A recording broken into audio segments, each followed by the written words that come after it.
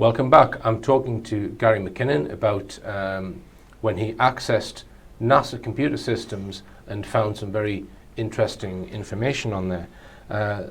I've given lectures, Gary, about the TR-3B, and in those lectures, this is an alleged secret aircraft, and in those lectures I've sort of put forward the case that it's not really NASA that's possibly designed that technology, that it's maybe some secret part of the Air Force and the NSA that is controlling the information. This comes from Edgar Fouché, whistleblower. Right. And that NASA are, or at least publicly, predominantly put on display rockets. I don't think there's anything more advanced propulsion-wise than a rocket. So, what are your feelings on that? What do you the fact that you've been into a NASA establishment systems and you're finding non-terrestrial officers? So I'm putting the question: don't you think there would be somewhere else like the NSA? Well, the non-terrestrial officers, I think, was on a Navy system. Right. Did I say that earlier? I think I did. Oh, that wasn't in NASA.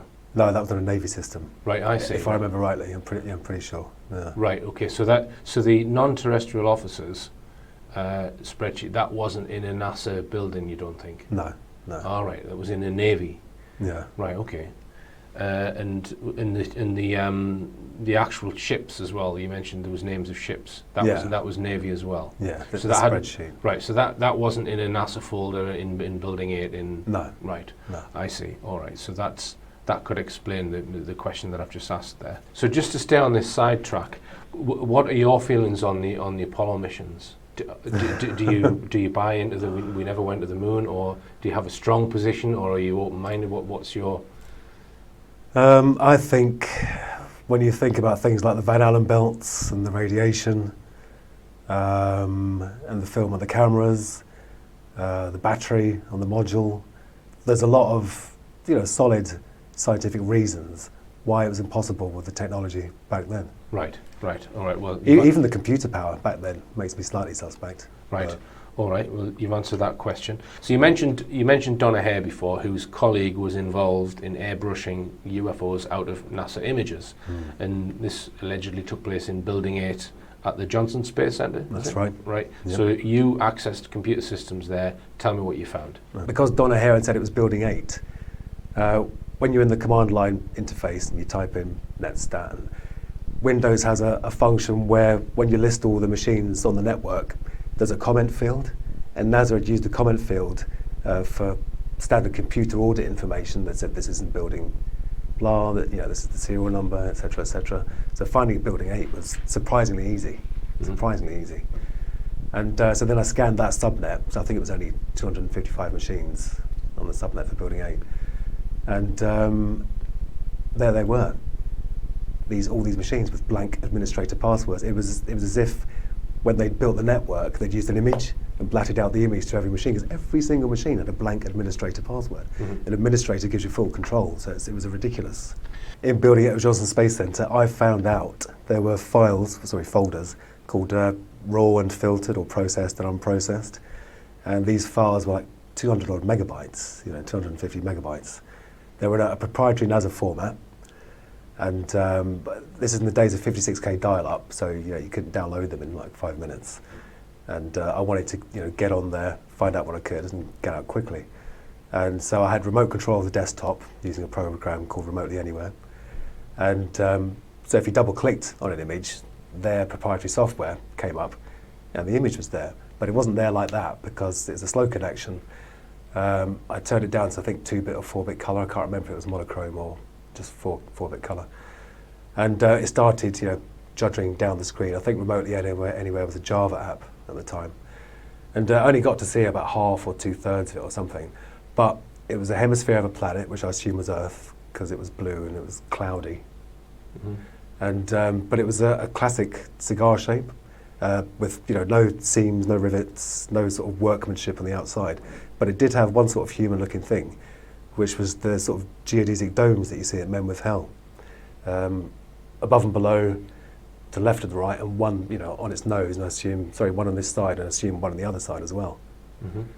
So I mean, some people say that could have been man-made because of that geodesic dome feature. But the fact of it all flowed in. There was no, there's the tube, and there's a socket for the dome. Mm. You know, it was all a flowing. You know, but that's when I saw someone else. The mouse moved, right-clicked on the LAN icon, disconnect, and boom, I was gone. When you saw that particular image, did that then lead to your arrest? Yeah, because when they disconnected me, they obviously got my IP address because I was doing a direct connection foolishly at that time because I was getting lazy or cavalier. And it was NASA that contacted BT and about the IP address. Then you get the client's address through the police, UK police. So that's what got me caught. Right. Yeah. So that then started. Well, how many years was the legal battle going on? Nearly 11 years, from March 2002 till October 2012. So the first you found out about it was you got a knock at the door. Yeah. So just explain what happened on that day. Crikey. I'd stopped doing the hacking, if you can call it that, you know, blank password phishing. And I think I'd been playing this PC game called Galactic Civilizations all night till about 3 o'clock. So I'd only been asleep for a few hours. And next thing I know, there's someone saying, Gary McKinnon, and prodding me. And I woke up to find a detective, whatever he was, from the National High-Tech Crime Unit, saying you're under arrest for, well, I assume he said hacking into NASA. I can't really remember now. Right, and so did they take you away from your home then? No, the first thing they did was a massive search. They searched my girlfriend, they searched me, they searched the house, they took away the computers, not just the hard drives, they took away all the computers. I was fixing computers for people as well, they took away all of those. Yeah. Right, so did they give you them back? Oh yeah, after a long time, I got back my friends' machines and clients' machines that I was fixing, I got them back within a few months. But I only got my, they never gave me back my hard drives because they had evidence on them. Right, so you never got them back? No, because I didn't get time to get a copy of the image, but I got a copy of the non-terrestrial officer spreadsheet, which was on my hard drive, which was encrypted. But I stupidly told them the password. I just fessed up to everything when I got caught. Because they said, oh, you'll only get 6 months, or probably not even that, you'll get community service, you know, you'll be fine. So that spreadsheet that we discussed earlier was on the hard drive that was confiscated from you, and you've never seen it again? No, I'm still trying to get it back. Right, so, which is why you can't remember the names, because you thought you had it stored on your hard drive, right? All right, so as you said, initially they said to you, oh, you'll get some community service or something like this.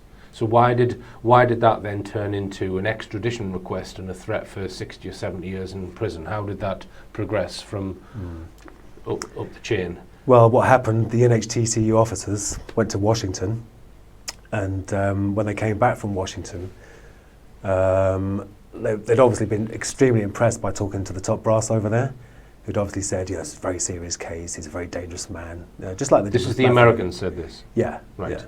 Well, I'm assuming, because the officers came back with a completely different attitude. No longer was it 6 months or community service, now it was a very serious thing. You know? Right, so they arrested you, they were quite okay with you, confiscated your stuff, then they went out to America to speak to whoever, and then they've come back with a completely different attitude. Yeah, and gave me a second interview. Right.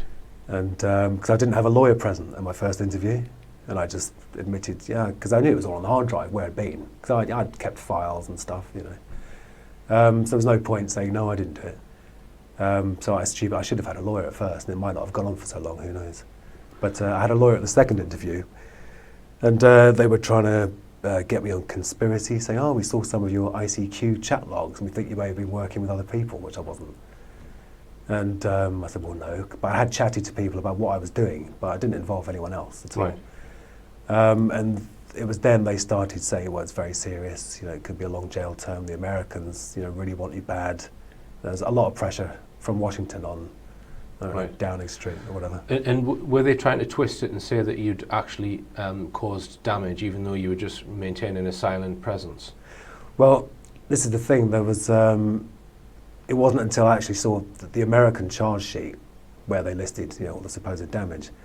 So I don't think the NHTCU mentioned damage to me at first, but they kept on calling it attacks and targets, and I said, can you please not use that language, because it wasn't an attack. I was in there and I was looking around, but I wasn't attacking, I wasn't vandalising, you know. But in order to get the extradition, do they not have to prove that you've done damage? Can they extradite you just based on the fact that you're looking at stuff. This is the thing, they don't need any proof, they just need the accusation, and they need to get your name and address right, and they can take you over there. Right. As it's happened to countless people since me. Right. So. Right. All right. The Americans have come down quite heavy-handed, saying they want you extradited, and the British authorities are going along with that initially. Is that right? Well, no, because the initial arrest was March 2002, and the full ratified extradition request didn't come through till 2005, because our laws, we didn't have this special UK-US extradition treaty in place. We were still going off the 1989 extradition treaty, Right. which required good evidence for Right. the accused offence. So we think they tactically waited. We think they may even have made this law, or certainly included my case in the formation of the law, because even some of the wording of the new treaty, and the spelling was American in this UK-US treaty. It was Right. American spelling, ridiculous. So they waited until 2005, I think it was, to present it fully. And I'd got my first job in a few years, because I couldn't work in IT anymore, obviously, because everyone thought, oh, hands off for a while.